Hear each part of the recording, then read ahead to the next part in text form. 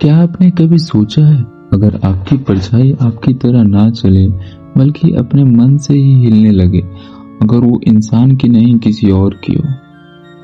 आज मैं आपको सुनाने जा रहा हूँ उस गांव की कहानी जहाँ एक लड़की को हर रात एक परछाई उसको सताती थी हमेशा।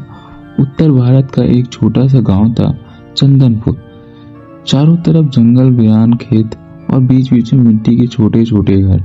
इसी गांव में रहती थी संध्या, एक सीधी सादी मासूम लड़की।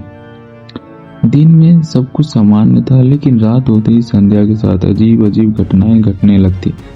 कभी खिड़की अपने आप खुल जाती, कभी बांधी हुई बकरी जोर जोर से चिल्लाने लगती और कई बार संध्या को लगता कि कोई उसके कान में फुसफुसा रहा है, संध्या बाहर आओ। गांव वाले कहते थे इस जगह पर एक पुरानी लानत है। सालों पहले यहाँ एक औरत की मौत रहस्यमयी हालत में हुई थी। कहते हैं उसकी आत्मा अब भी गांव की औरतों को सताती है।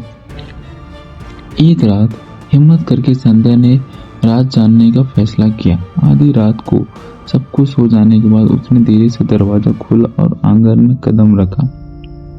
अचानक उसे महसूस हुआ कोई उसके साथ चल रहा है।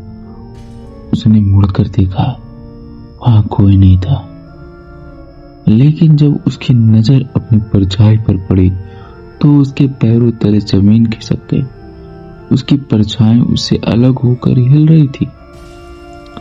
धीरे धीरे वो परछाई इंसान शक्ल में बदलने लगी। लाल आंखें, बिखरे बाल और चेहरे पर एक भयानक मुस्कान।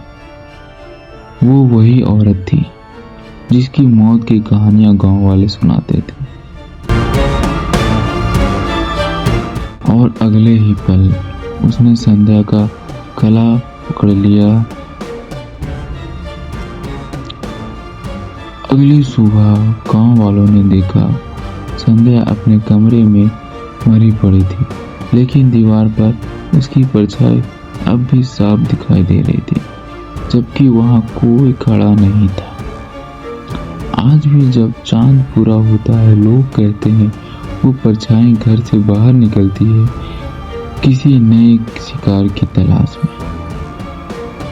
तो अगली बार अगर आपकी परछाई आपकी हरकत को कॉपी ना करे तो समझ जाना अब आपकी बारी है।